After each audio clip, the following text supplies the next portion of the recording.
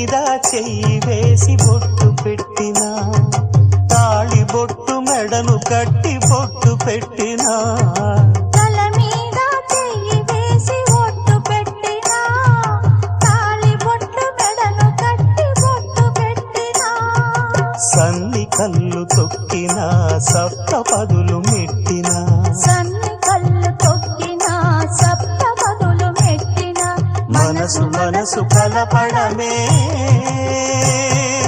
మంత్రం పరమార్థం.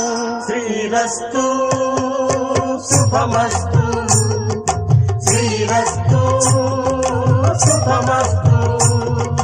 శ్రీకారం చుట్టుకుంది పెళ్లి పుస్తకం, ఇక ఆకారం